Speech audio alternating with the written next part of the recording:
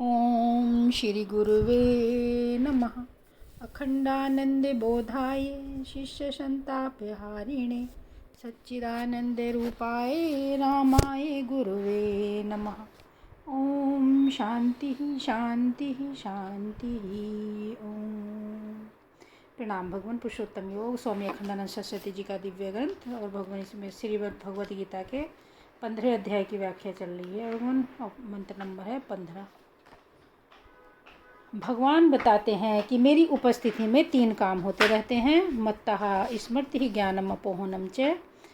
मैं तो रहता हूँ सत्ता मात्र, निर्विशेष, चित्त मात्र, निर्विशेष, आनंद मात्र, निर्विशेष। निर्विशेष का अर्थ होता है कि जिसमें कोई खास बात ना हो। विशेष माने खास। देखो, जो विशेष वाला होगा वह अलग होगा। जैसे एक की नाक लंबी है तो दूसरे की नाक चिपटी है, तो विशेषता हो गई। किसी का रंग गोरा है और किसी का काला है। भगवान कैसे? गोरे भी वही, काले भी वही, और न गोरे न काले, तो निर्विशेष हो गए। यदि जगत से विशेष हो भगवान तो जगत अलग होगा और भगवान अलग होंगे, और भगवान से विशेष हो जगत तो भी भगवान अलग होंगे और जगत अलग होगा। जीव से अलग हो तो भी विशेष होगा, तो निर्विशेष में अलगाव नहीं होता है। निर्विशेष माने निभेद होता ही है।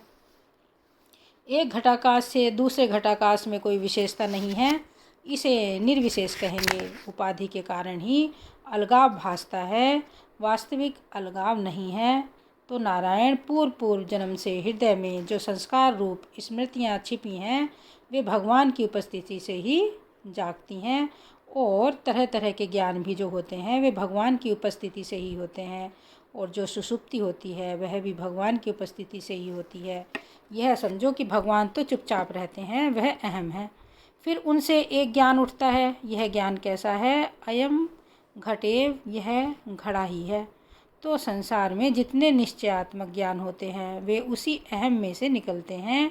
ये सब वृत्ति ज्ञान है। परमात्मा में कोई दूसरी वस्तु नहीं और न ही दूसरी वस्तुओं का निश्चय कराने वाले ज्ञान।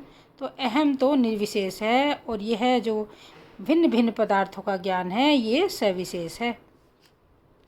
उसी निर्विशेष परमात्मा की अधिष्ठानता में, उसी निर्विशेष परमात्मा की स्वयं प्रकाशता में ये वृत्ति ज्ञान उदय होते हैं, और इन्हीं से संस्कार बनकर इनकी स्मृतियाँ उदय होती हैं, और इन्हीं से अपोहन होता है। उल्टा ज्ञान भी होता है। अपोहन माने जो ऊहन न हो, ऊहन के सामने हो। ऊहन माने जो विरोधी युक्ति हो, तर्क हो, और उससे जो अप होवे, अपगतम ऊहनम यस्मात्। जो ऊहन का विरोधी होवे वो अपोहन। तो अपोहन का यह अर्थ हुआ, सुषुप्ति दशा हुई सो भी अपोहन है, और जो विरुद्ध तर्क थे सो भी अपोहन है। अतः जो ज्ञान और स्मृति दोनों के विपरीत है उसका नाम अपोहन। अपोहन माने निर्वृत्त भी होता है। अपोह दोषा, उनके सारे दोष अपोहित हैं माने दूर हैं। अब एक बार आपका ध्यान पुनः श्लोक के प्रथम चरण की ओर आकर्षित करते हैं।